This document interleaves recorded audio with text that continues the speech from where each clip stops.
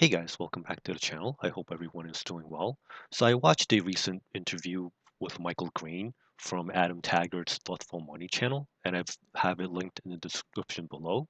So I think it's worth like a watch. Some of it I don't agree with the opinions, but I've tried to uh, I guess like bookmark like the timestamps like where I think it could be helpful for high yield investors. So let's take a dive into what I'm concerned about.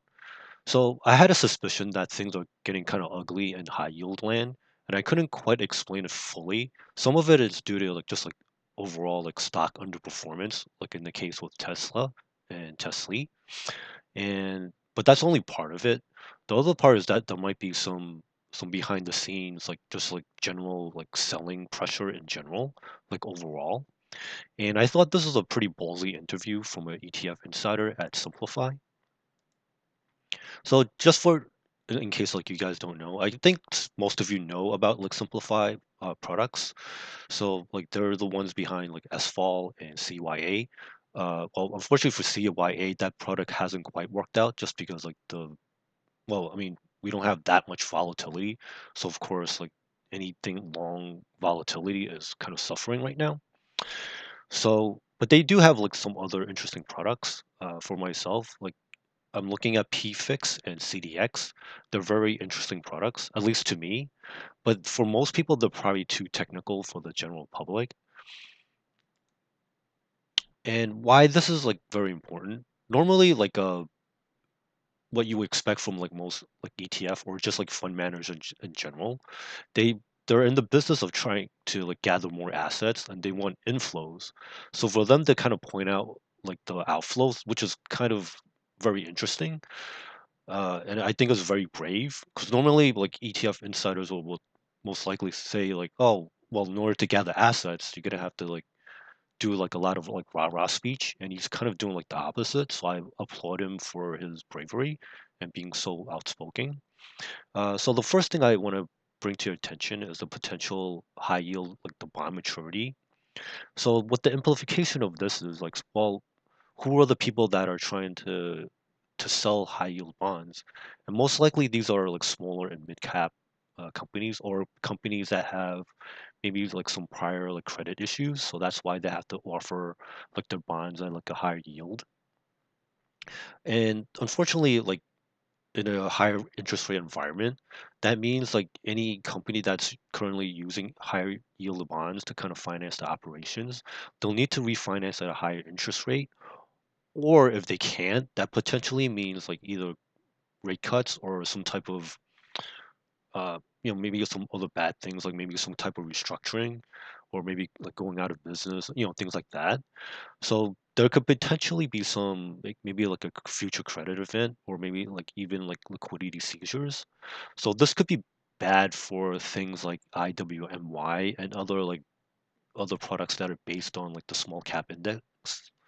So that's just like one note of caution. Of course, this is not like financial advice or anything. This is just like me thinking ahead of what could potentially happen. And the second thing I want to caution people about is there could potentially be like a demographic or like a structural selling.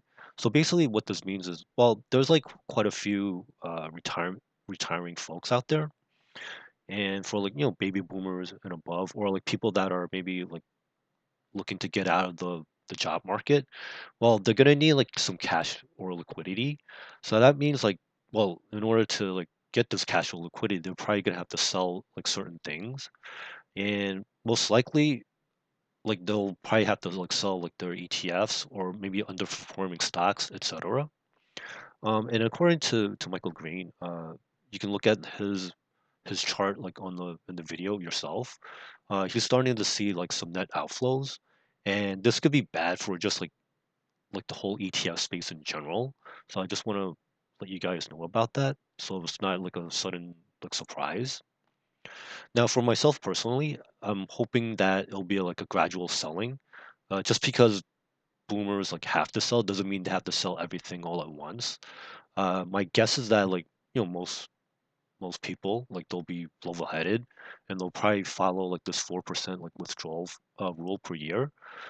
So And if it's really like 4% or around like that number, then it probably won't be so bad.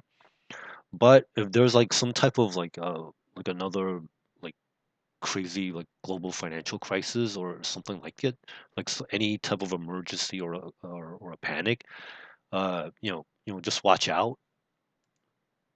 And I just want to say, I know like Zoomers and like younger millennials. I know you have some of you are still having like a rough time out there, but don't give up. I know it's gonna be.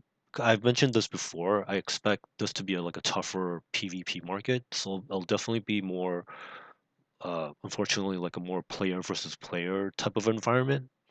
I just want to say like, uh, you know, don't give up. I would say just learn from like educated and experienced investor and traders. It's gonna be tough, but it's not gonna be impossible.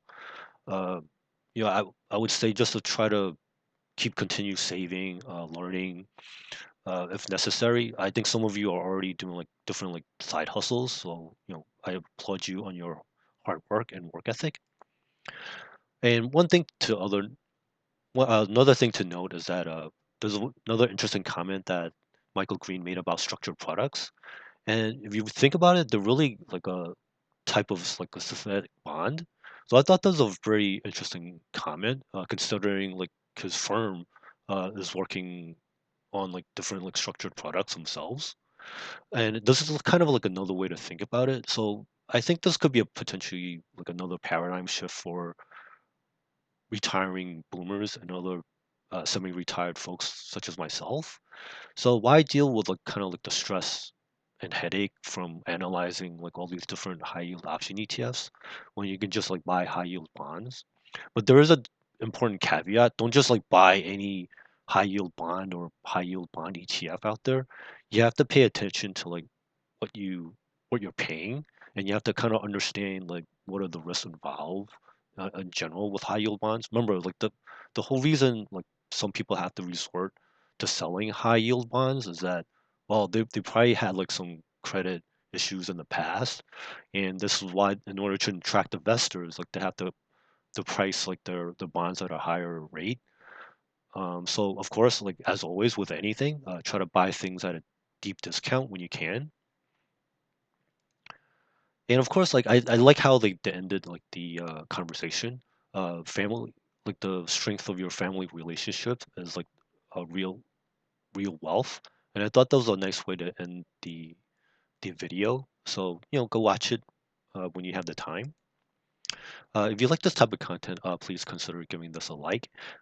All subscriptions are welcome. I'm trying to keep the channel alive for as long as I can, so any help will be greatly appreciated.